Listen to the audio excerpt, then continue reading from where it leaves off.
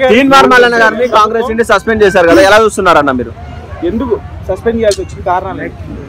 ఇప్పుడు తీన్మార్ మల్లన్న ఆయన ఒక పార్టీలో సభ్యత్వం తీసుకొని నాయకత్వం తీసుకొని ఆ పార్టీ మద్దతు తీసుకొని ఎన్నికలకు వెళ్ళి గెలిచారు. కాబట్టి ఆ పార్టీ నాయకత్వానికి వాళ్ళ సిద్ధాంతాలకి లేదా వాళ్ళ పార్టీకి నష్టం కలిగిస్తున్నాడు అనుకున్నప్పుడు తొలగించే రైటు ఆ సంఘానికి ఉంటుంది. కాబట్టి కాంగ్రెస్ ప్రెసిడెంట్ తీసుకునే యాక్షన్ తీసుకునే హక్కు ఉంది కాబట్టి తీసుకున్నాడు. అది మనం ఆయన అడిగితే ఏ కారణాల చేత చేశారని ఆయన చెప్తాడు.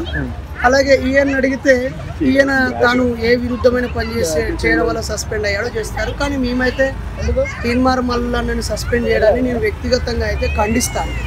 ఎందుకంటే భావ వ్యక్తీకరణ స్వేచ్ఛ ఫండమెంటల్ రైట్స్లో ఉంది. వ్యక్తికి తన అభిప్రాయాన్ని చెప్పే స్వేచ్ఛ ఉంది. కాబట్టి తను చెప్పనివ్వాలి. అంటే వ్యక్తికి చెప్పొచ్చే అవకాశం ఉంది కానీ ఆయన కాంగ్రెస్ పార్టీ అధికారంలో ఉన్న కాంగ్రెస్ పార్టీని ఆయన అధికారంలో ఉన్నప్పుడే గెలిచి వీళ్ళందరినీ ఎమ్మెల్యేలందరినీ వాడుకొని ఒక కులాన్ని దూషించడం పట్ల మీరు ఎలా చూస్తారన్న?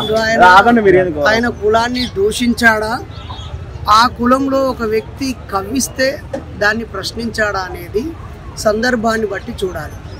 అలా కాకుండా ఆయన ఒక రెడ్డి గారిని ఉద్దేశించి మాట్లాడిన మాటకు కౌంటర్ ఇస్తే మొత్తం రెడ్డిలను అవమానించినట్టుగా కించపరిచినట్టుగా మనం తీసుకోకూడదు. ప్రజలు ఇంగిత జ్ఞానంతో ఆలోచించాలి. ఏ పరిస్థితిలో ఏ సందర్భంలో ఆయన మాట్లాడాలో అర్థం చేసుకుంటే సమస్య చిన్నదిగా అనిపిస్తుంది. తీన్మార్ మల్లన్న రెడ్డిలను తిట్టాడని బాగా ఎక్స్పోజ్ చేసి రిపీటెడ్గా చూపిస్తే ఆ ఏం మాట్లాడాడో తెలియని రెడ్డి కూడా ఓహో వీడు మా రెడ్లను తిట్టిండా అని నెగిటివ్ సెన్స్ని సమాజంలోకి తీసుకుపోయే ప్రమాదం ఉంది. అంటే ఇంకోటి అన్న, తీన్మార్ మల్లన్న విషయంలో కూడా అప్పుడు స్టార్టింగ్ లో క్యూ న్యూస్ పెట్టినప్పుడు ఒక ఛాయ్ పైసలు మాకు ఇవ్వండి అన్నాడు. మొన్న హెలికాప్టర్ లో రావడం కానీ అంత పెద్ద సభలకి సొంత పార్టీ కూడా పెట్టుకునే అంత స్థాయికి వచ్చాను. త్వరలో సొంత పార్టీ కూడా పెట్టే అవకాశం ఉందని కూడా వస్తా ఉన్నాయి. మీరు ఏ విధంగా మీరు ఎన్ని ఛాయ్ల పైసలు ఇచ్చారు? నేనైతే 50 రూపాయలు కొట్టినా. నా లవడ నాకు పైసలు నాకు కొట్టమని చెప్తారు. ఇప్పుడు మీ లవడ మీకు కొట్టాలంటవా? అయితే 50 రూపాయలు ఇచ్చినప్పుడు ఆయనలో ఏ నీతి నిజాయితీ చూసి ఏ అవసరం కోసం ఏ పని కోసం అయితే ఇచ్చారో ఆయన ఆ పనికి ఆ డబ్బులను ఉపయోగించుకోలేదు అని అనిపించినప్పుడు ఒకవేళ ఆయన అడిగినప్పుడు నేను రీఫండ్ చేస్తాను అని ఉంటే నీ లవడలు నువ్వు వాడుకొని నీ లవడలో పెట్టుకోవచ్చు. కానీ ఆయన నేను ఈ మంచి పని చేస్తున్నాను 5-10 రూపాయలు ఇవ్వండి అన్నప్పుడు నువ్వు ఇచ్చావు అనుకో, ఆయన అడుక్కున్నాడు, నువ్వు ఇచ్చావు.